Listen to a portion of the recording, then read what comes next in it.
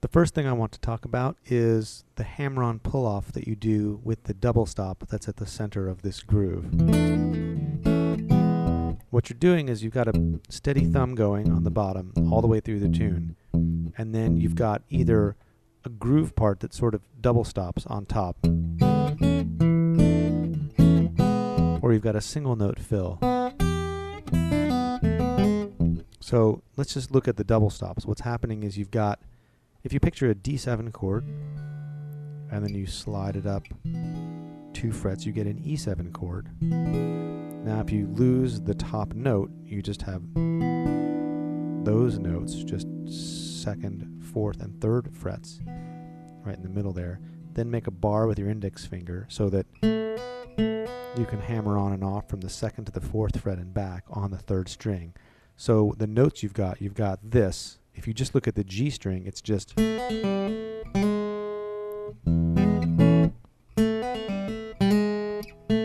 on, pull off, hammer on, pull off, hammer on.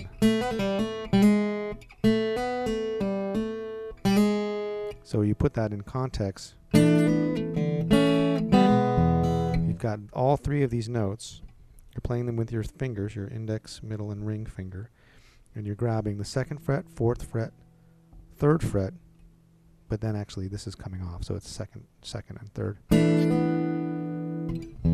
So you play the bass and you get hammering on, all on the 4th, 3rd, and 2nd string.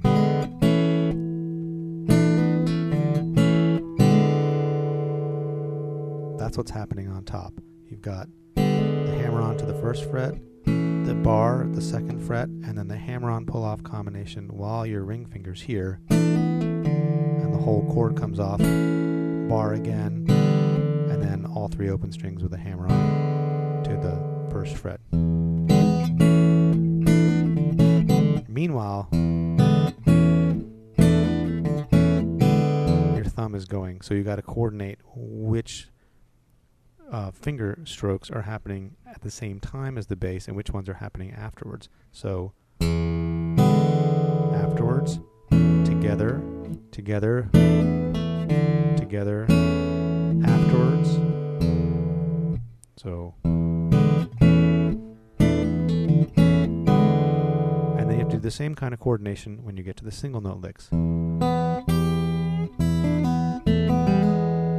So bass and then finger, together, off, and then pull off, and then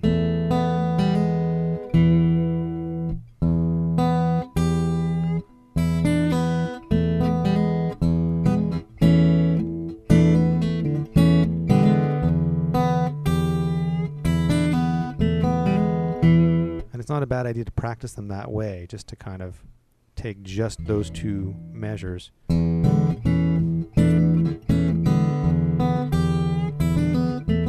just go around and around. Then when you get to the A, it's the exact same move, just you have to make a bar at the 5th fret to start it. And the pull-off is kind of one of those pull-offs to nowhere. It happens so fast that you can't tell that you're really kind of playing stuff that isn't really in the chord. And then we're into that single note lick. So, and the single note lick is coming all the way down the neck, starting with a slide into the 9th fret on the 3rd string, 9th fret on the high string, pull off to the 7th fret, 8th fret on the B string with a little bend, open high string, 2nd fret on the 2nd string, open, 2nd fret on the 3rd string, open 2nd string, and you're back in to the E chord. So you've got to combine this.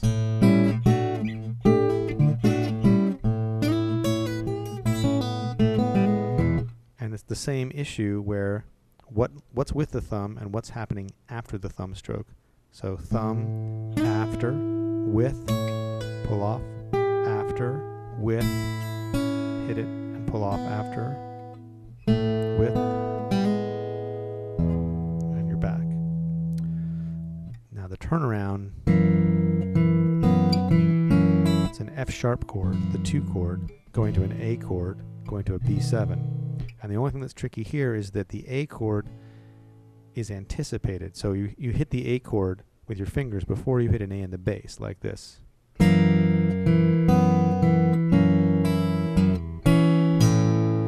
And your fingers are already there from the F sharp 7. It's kind of cool. Like here's F sharp, and here's A7. Your fingers are already ready for the chord. So that's one change you don't have to really stress about. But you hit with your fingers and then your thumb.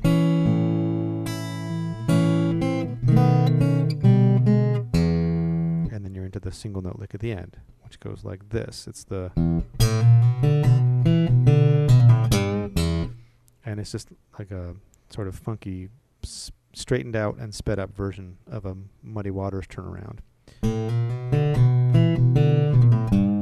And you're hitting the open A string, hammering on twice, over to the D string and back, and then pulling off twice. So the thing that makes it sound fast are those double hammer-ons and double pull-offs.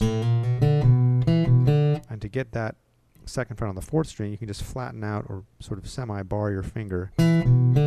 Just rock on to the flat part of your finger and then back onto the tip of your finger. And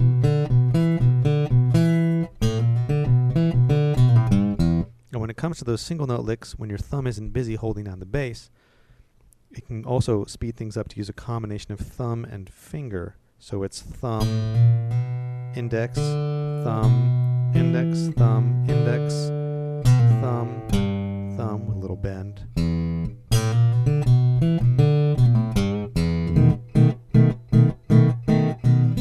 And then that opening rake is another real characteristic acoustic guitar, blues guitar kind of sound. Take your index finger and start on the high string with your left hand on an E chord.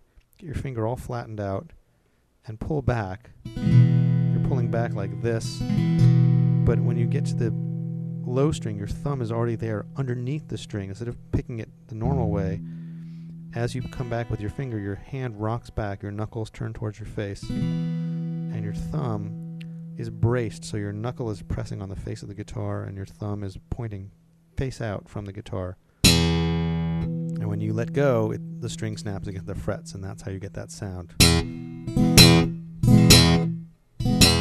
It's not really that scientific, but that's, if you had to break it down, that's kind of what would be happening.